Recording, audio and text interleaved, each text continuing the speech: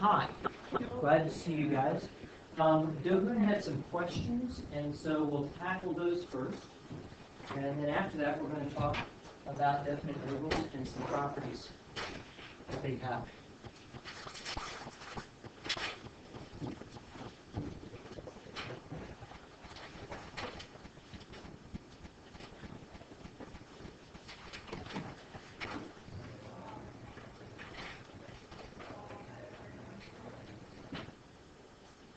Dogun, what you got?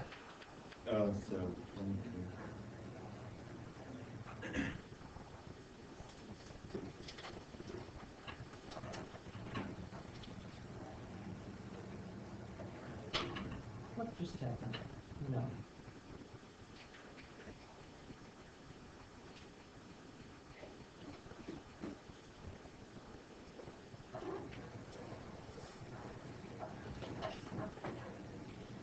Hang on, I'm confusing myself.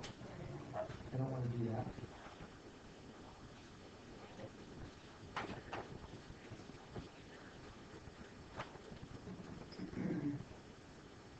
This is what I want to do. Okay, good. All right. So number 22, you said.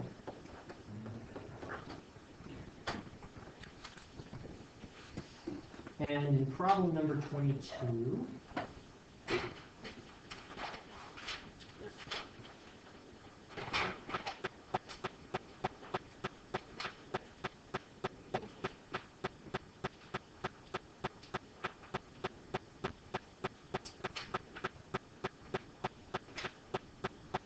they ask you to estimate the volume of water in a reservoir.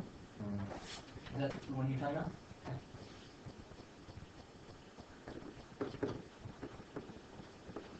A reservoir shaped like a hemispherical bowl.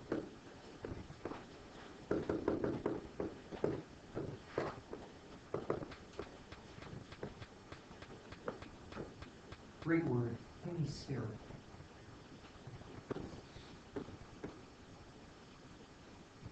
Sounds kind of like sounds like an art rock album from the 80s. Of radius 8 meters.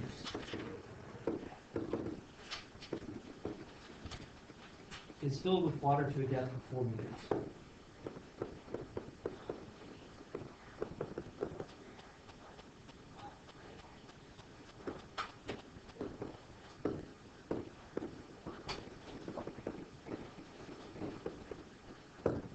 Now they want us to estimate the water's volume by approximating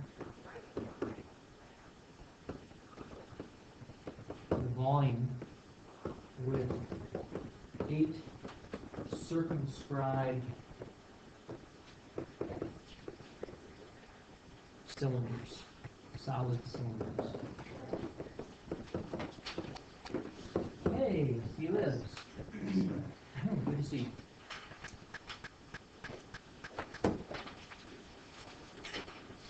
Okay, tell us what you did.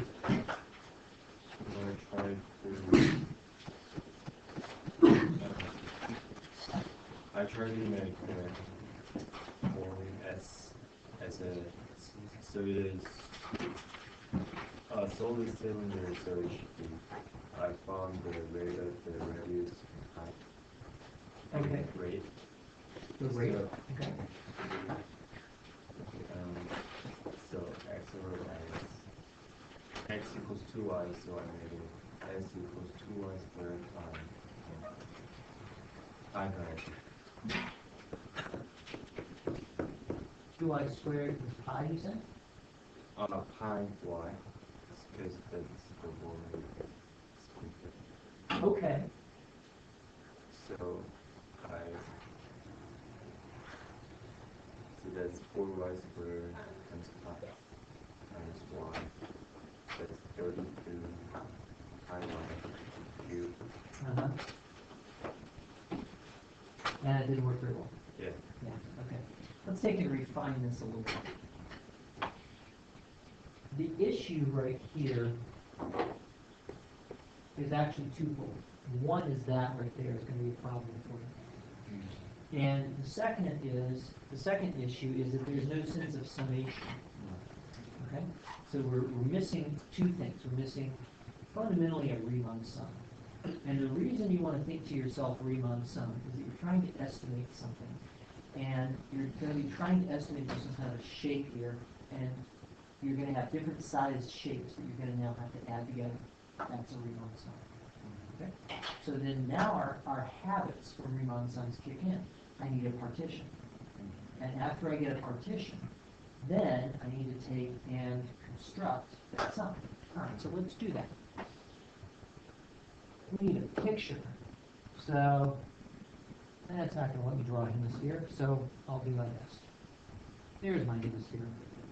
But not all the way full. It's only full down to here. And I'm going to have to partition something, so I need some coordinates. And on my coordinates here, if this is y, then my y is going to range from 0 to 8 on the hemisphere, and it's going to range from 0 to 4 on just the water diameters. And they tell me to choose 8 partition points, and I might as well make them equally spaced. So that makes life easy. Each one of those is going to be a half. So I'm going to have 0.5, 1, 1.5, etc., all the way up. Here's my partition. Now that I have the partition, I'm going to come over and I'm going to construct the things that I'm adding up. And what I like to do is I like to take one in the middle called a representative element. And I'm going to take that delta y in the middle right here. And I'm going to cut a representative disk out of that in the water. Okay? So, then I examine that representative disk. And when I examine that representative disk, then the height of my representative disk is a delta y, the thickness. So that was the first issue here, is you were multiplying by y, but notice that y is the actual distance from here to here. It's not the thickness of my disk. The thickness of my disk is just the change in y that gets me from one partition point to the next partition point. Okay? The second thing is that when I look at my disk right here, the area of that disk is not pi y squared, but pi x squared.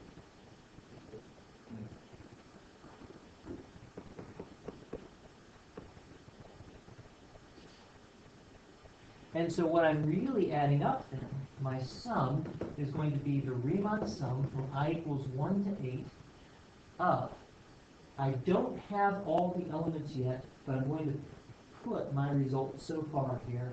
It's going to be pi times xi squared times delta y. That's the setup. Now, that gives me space to come back and think through an important question.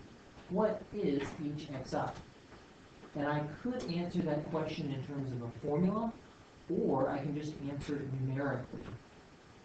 That depends. The delta y is easy. That's 0.5.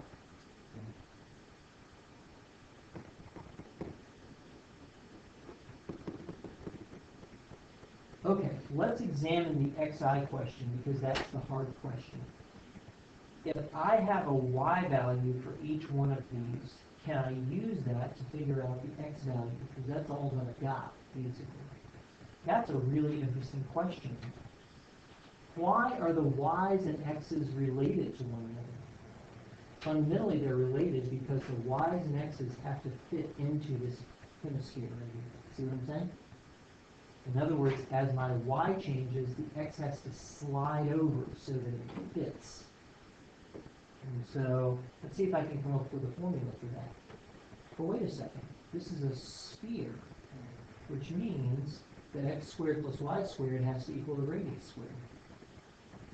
If I pick any point xy right here, then here's a radius, here's my x right here, here's my y right there, and x squared plus y squared has to equal the radius squared is 64.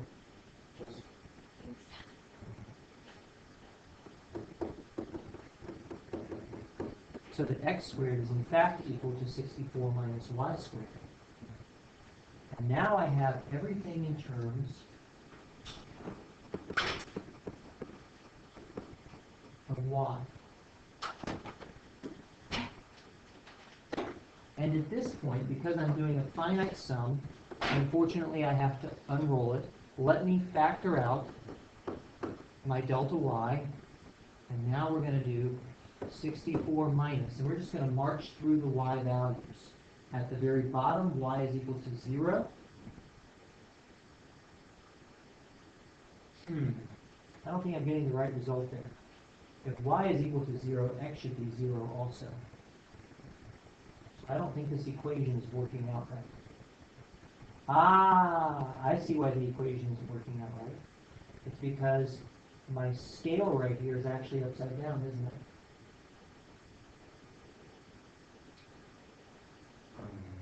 When when y is equal to this value, x is equal to 8. Oh, You see what I'm saying, right? And when y is equal to 8 down here, x is equal to 0. So this is actually flipped upside down. What a pain.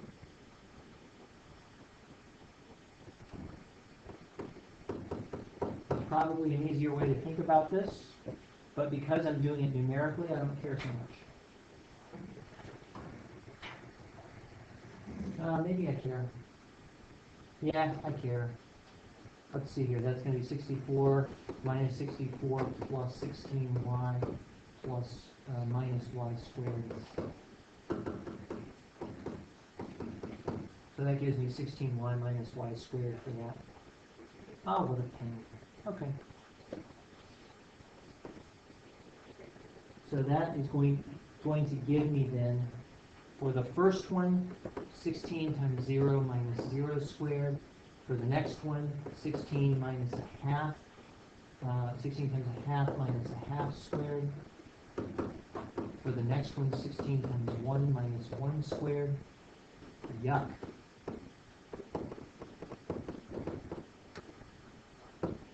For the next one, 16 times 2 minus 2 squared. And all the way down until I get to 4. If you don't like doing this by hand, I don't blame you. This is why we invented computers, to do this kind of nonsense for us.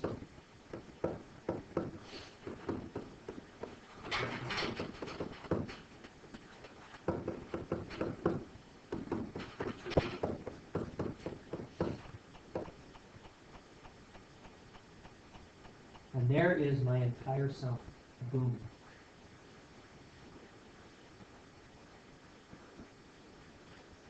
Now, let's split this up into parts so that we can think through it carefully again. How would I do this in the future? Right? First part, partition. A representative element tells me what I'm adding up. That representative element I think about geometrically, and that gives me a sum. Once I've done that, then the hard part is finding x represented as a function of y, which is actually 64 minus 8 minus y squared, is what this turns out to be. That was a real pain. Once I've done that, then I choose to evaluate the sum numerically because they told me to. Does that help? Oh. So it's a little hard to get the equation. It can be hard to get the equation. With a little bit of experience, then you'll get there, and you're going to get a lot of experience as we do this. We're going to do a whole lot of volume and that area of problems.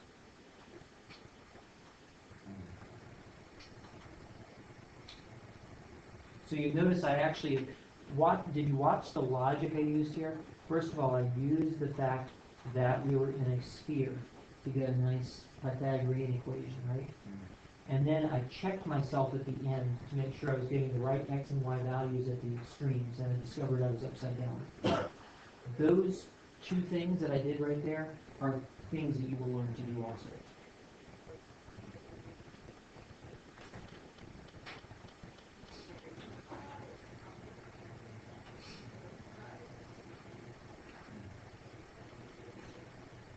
Is that better?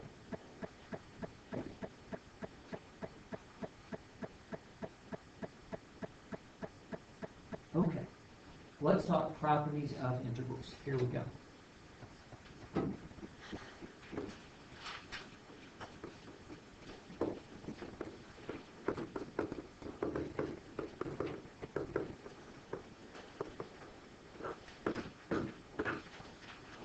We still have not quite gotten to the point where we're tying together definite and indefinite integrals. At this point, as far as we know, the definite integral is just the limit of a Riemann sum. That's all we know. And so today we're going to generate some properties of definite integrals, and the purpose of those properties is to simplify things where possible. It's to give us some algebra that we can do.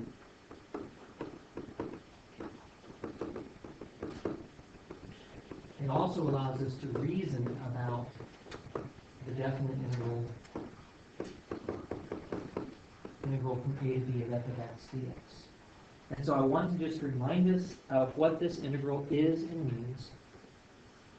The integral from a to b of f of x dx means the limit as our mesh size goes to 0 of the sum from I equals 1 to n of f of ci delta xi, where delta xi form a partition of the interval a to b, and the ci are chosen out of each sub-interval.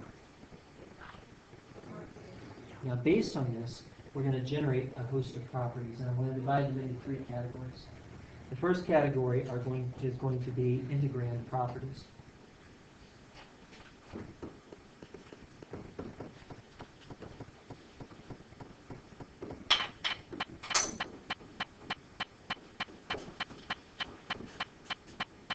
Sum rule, constant multiple rule, and difference rule are friends.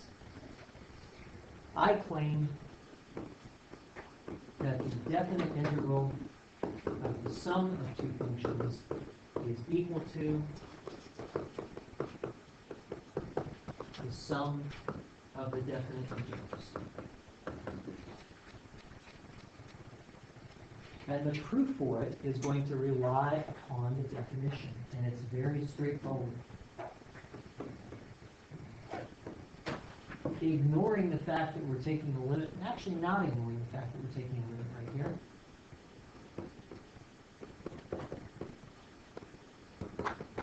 We set up the definite integral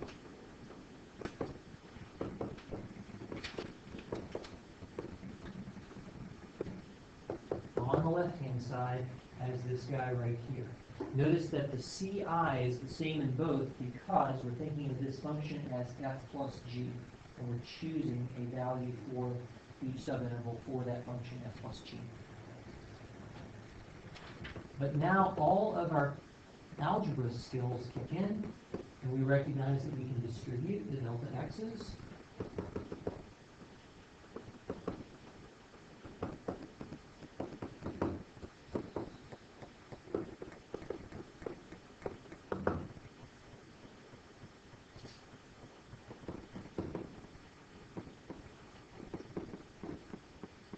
And here's the key point. I am adding up from I equals 1 to n some terms involving f plus some terms involving g, and addition is commutative and associative. So I can take that sum and split it into two separate sums. So I add up all the f terms first, boom, boom, boom, boom, boom, and then I come back and I add up all the g terms, and then I add those two quantities together, so that we can split up our sum and evaluate it in a way that is convenient for us, just like this.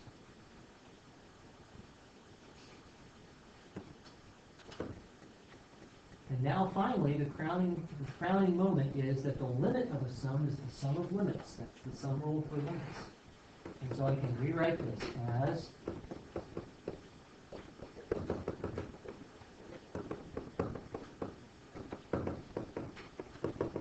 limit plus limit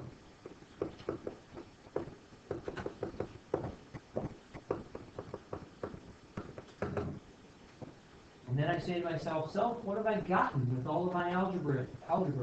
I have gotten a Riemann sum in F and a Riemann sum in G. And this is therefore equal to the integral of F plus the integral of G.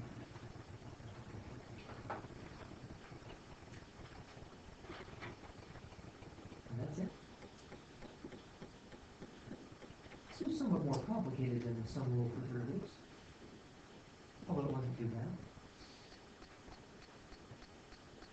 But the picture makes a whole lot of sense.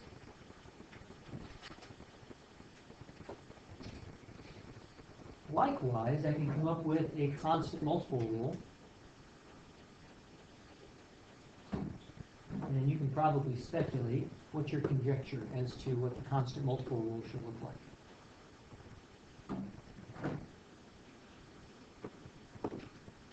The integral from A to B of what equals what? John, go. A after base Should be equal to? A times the integral from A. Good. Charlie, how do you think the proof goes? Having A is Riemann sum. Good. Go. Yep. So, the limit and the mesh is 0 of sum from I to 1 and of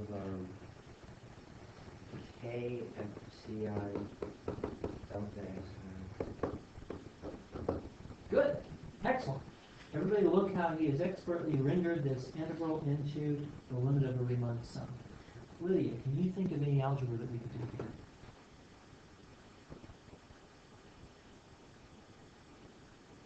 Well, the limit until constant can be right? Yes, but we don't yet have the limit of a constant times something. We only have the limit of the sum of a bunch of constants times something. I can factor out the constant on the sum. Yes. So the first thing that happens here is actually the distributive property that allows me to factor out f of ci delta x. And that now sets you up to using the constant multiple rule for limits. There we go. Good. Very good, very good. Evan, carry it home.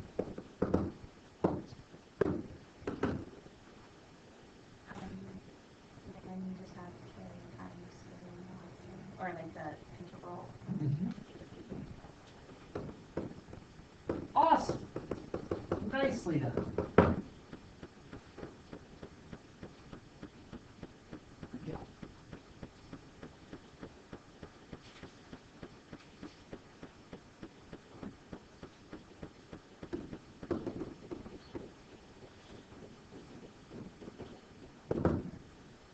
Philip, what do you think the difference rule ought to look like for integrals?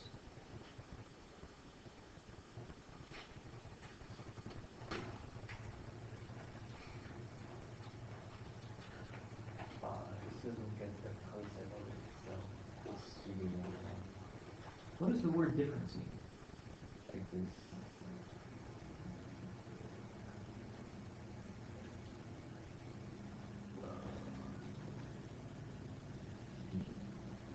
No. Math is a language. You gotta know what the words mean. Samantha, what does difference mean? Subtraction. Alright, give me a rule that would make sense for subtraction.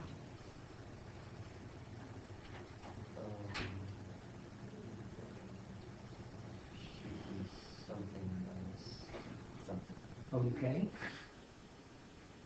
Good. Name those somethings.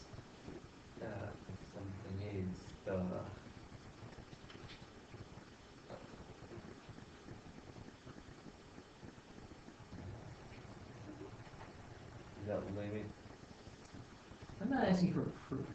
All I want you to do is to tell me what you think the difference rule ought to be. Then we'll worry about proving.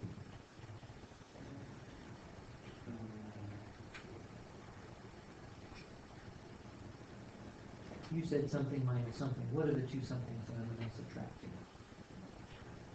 Just number or no number like that. How about f of x? F of x. Functions, right? Because our definite integral involves functions. So, F of x minus.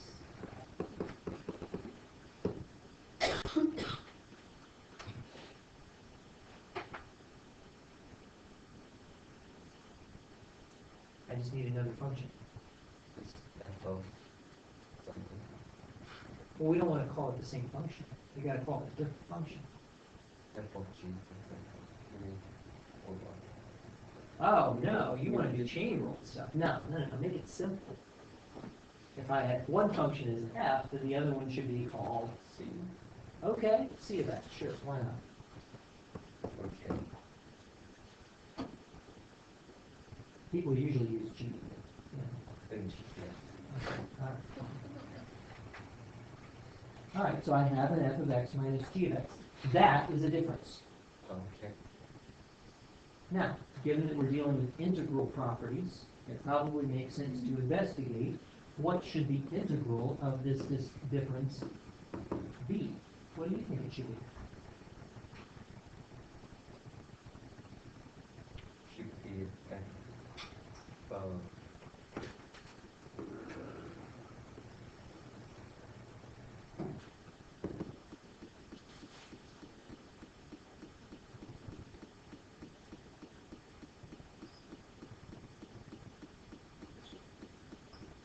F of b minus g of g minus F of g of x. Don't work too hard. All we're trying to do is to create a property for this, some way to simplify it. We don't know anything about evaluating it really yet.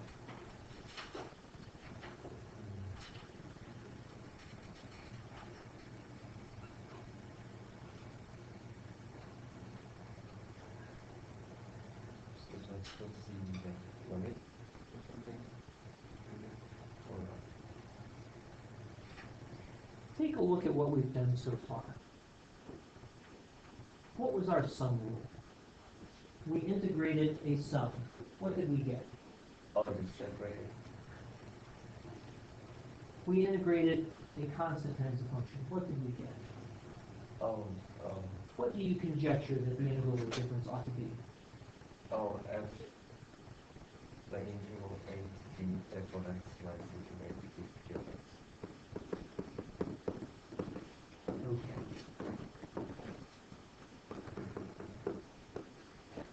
That is a reasonable conjecture for our difference. Now, how do we prove it?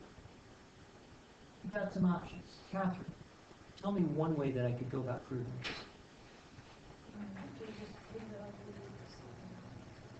With a Riemann sum, absolutely. Okay, I can sort of picture how that's going to go. I'm going to do the same thing I did for the proof, except I'm going to use subtraction all the way through. Any other options?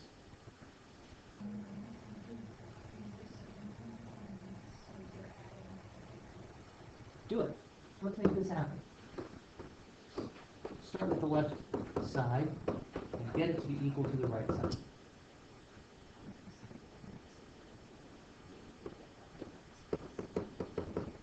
Uh-huh.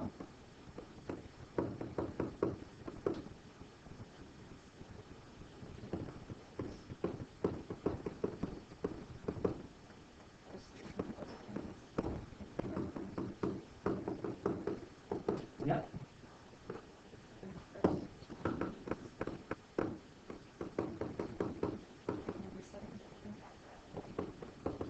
Yep.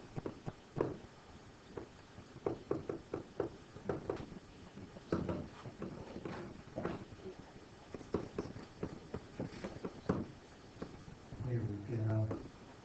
Good. Very good. Leveraging the results that we have already. You said a really interesting word that gets at the heart of this. You said factor out the -1. Now, what's interesting about that is technically you're not factoring it, technically you're using constant multiple, right?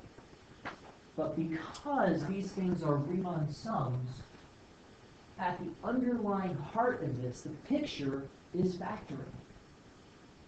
I approve. Even though it's not technically correct, I approve. Okay. Very good, very good. So much for our, we call those the integrand properties. Now I want to come back and examine some interval properties.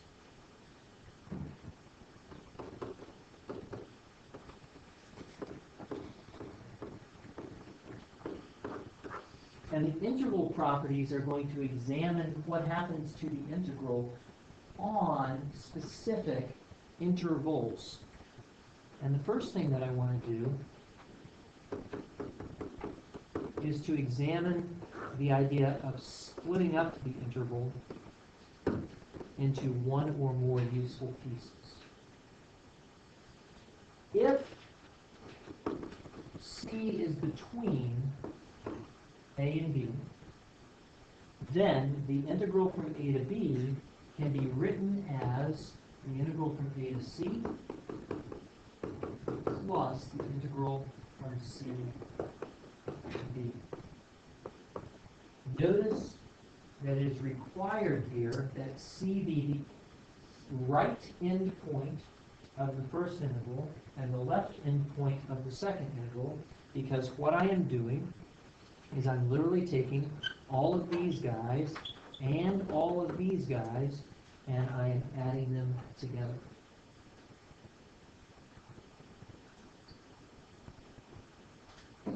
And the proof for this is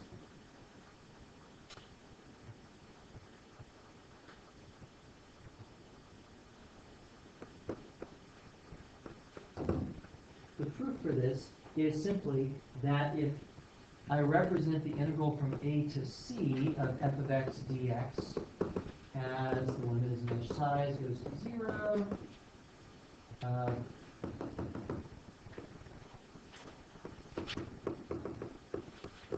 delta xi, then these delta x's right here partition the interval from A to C, and the integral right here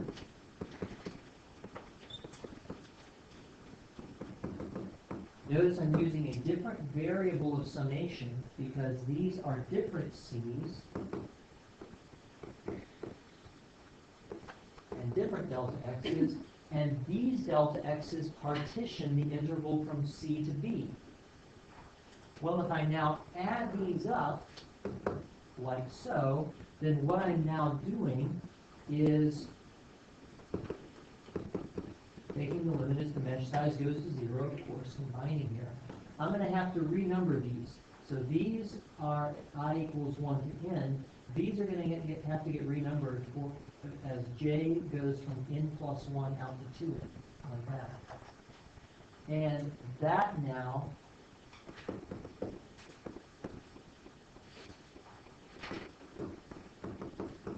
is going to give me the sum here, where now these delta x's partition all the way from A to B. And I can deal with the 2n simply by changing my variable of summation, doing a substitution, so that what I end up with is the integral from A to B of f of x dx. So the key is that we have two subpartitions, and when we combine those two subpartitions, we get the whole thing. But to make that work, it had to be the case that these two match up, so that where I end here is where I start here. If I don't do that, then I'm going to end up in trouble.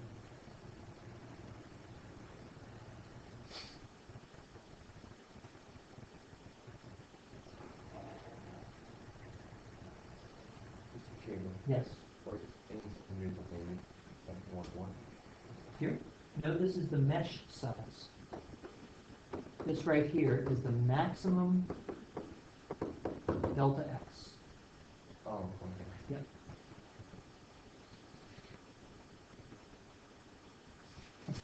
interval property. It's kind of fun. What if I integrate a function from a to a? What is your intuition about that? It ought to be 0. Yeah. Now, why is that? Well, it's pretty simple. If I take any partition of the interval a to a,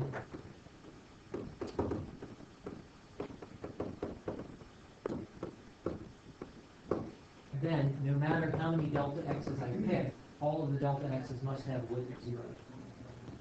And therefore, the Riemann sum has the width of 0. And therefore, the integral is equal to 0 as well. You can see that the mathematicians are in a hurry that proofs get abbreviated.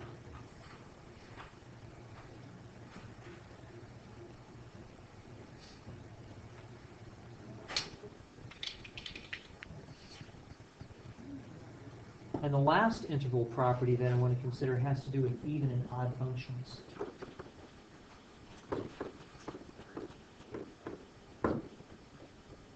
And for this, we're going to use the additive integral property. If I integrate an odd function, then the integral from negative a to a of f of x is automatically 0, assuming that f is imperfect.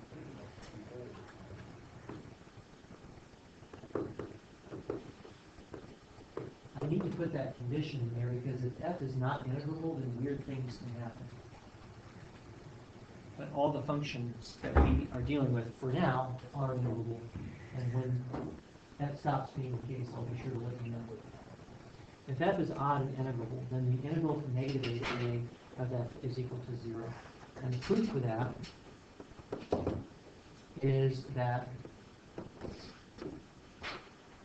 the integral from negative a to a is the integral from negative a to 0 plus the integral from 0 to a. And here I'm going to appeal to a plausibility argument.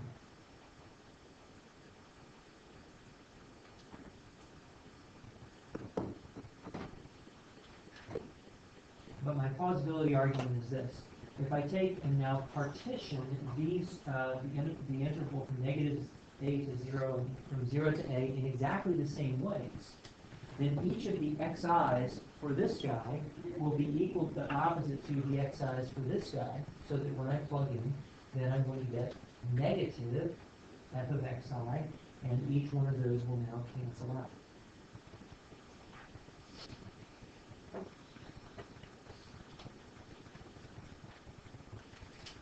So that if this has a value of r, then this guy will have a value of negative r, and the whole thing obliterates a between 0. This turns out to be a really, really powerful idea, and we use it all the time in Fourier analysis because we end up with these horrible functions like the integral from negative pi to pi of x squared sine x dx. And so you're sitting there going, oh man, I got to find an antiderivative for x squared sine x. No, I don't. X squared is even, sine x is odd, the product of an even and odd function is odd, the integral from negative pi to pi of x squared sine x dx is 0, boom, done. Yay! So we love this property. And slightly less well loved, but still very nice, is if f of x is even and integrable, then the integral from negative a to a of f of x dx is going to be twice the integral from 0 to a of f of x dx. And the picture here is that we have some even function. And because it is even, it is symmetric about the y-axis, and therefore this integral r and that integral r are the same, and I can therefore simply take half of the interval and double the result right there. This is more of a convenience thing, but it is convenient to integrate from 0 to a often, because I don't have to worry about negative signs and so on and so forth. Okay, well, Yes, the x squared times sine x is given. should be odd, because this, let's check it. If f of x equals x squared sine x, then f of negative x, that is our check for even and odd functions, right? Just a check, plug in negative x, see what happens. Should be negative x squared sine of negative x. Now, negative x squared is x squared, and sine of negative x is negative sine x, because sine is an odd function.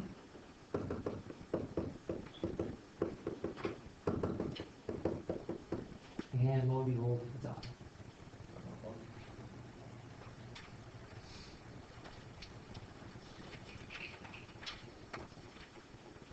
Okay. Now, our last properties are the ones that are going to be very, very useful to us, and they have to do with estimating the universe.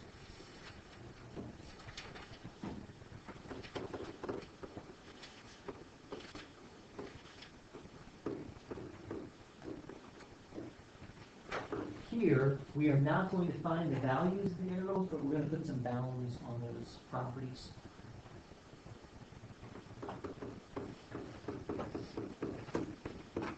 First, the general property.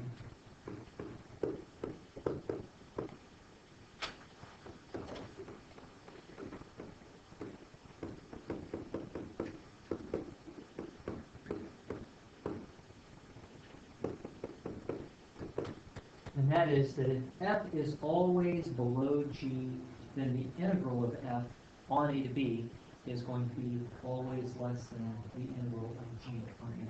This seems kind of obvious, but we want to actually show that this is so. And proof. I'm going to sketch it because we're short on time.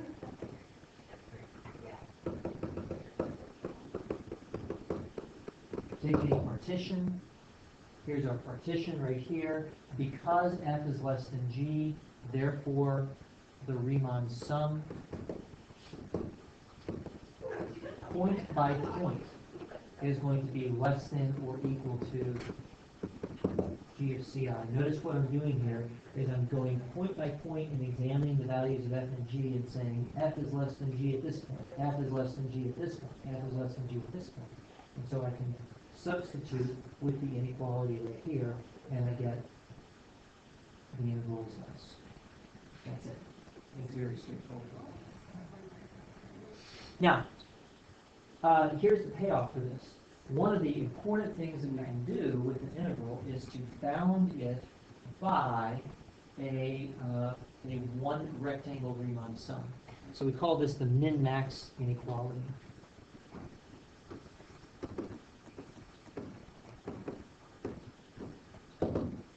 So if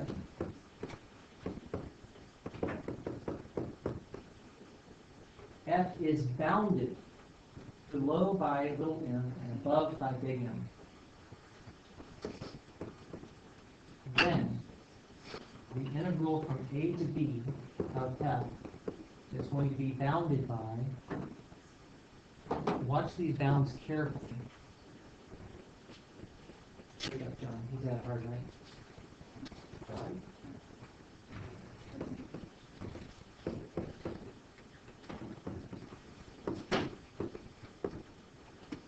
Then the integral of f is going to be bounded by these quantities here, m times b minus a, and big M times b minus a. Now, why is that?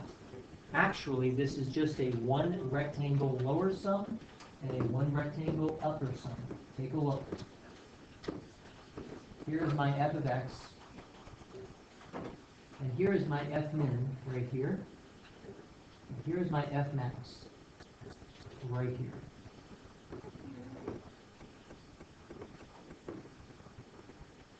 And so what I would like to do is I would like to create a lower sum and an upper sum. And I know that the lower sum is always less than or equal to the integral, and I know that the upper sum is always greater than or equal to the integral. And if I do just a one rectangle lower sum, look at that. What is the area of that rectangle. It's going to be height times width. The area is m times b minus a. And if I do a one rectangle upper sum, look at that.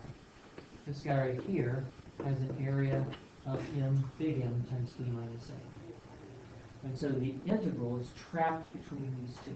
This turns out to be extraordinarily useful because sometimes I have definite integrals that I just really do not feel like doing on summing. For example, I might try to integrate from 0 to 1 plus x to the 4th dx. And I think to myself, do I want to do trig substitution on this? I do not. So, I say, can I say anything about this integral? Well, I observe that root 1 plus x to the 4th is an increasing function, and therefore it is going to be less than or equal to root 2 on the one hand, and it is also going to be less than or equal to root 1, greater than or equal to root 1 on the other hand. And therefore the value of this integral is going to be trapped between root 2 times 1 and 1 times 1. Well, that's not too bad of an estimate right there. I can say that this integral is trapped somewhere between 1 and 1.4. It can't just be anything. It's got to be somewhere between those two numbers. Wait, why you times 1 minus 0? Because this is the width of my integral of integral integration.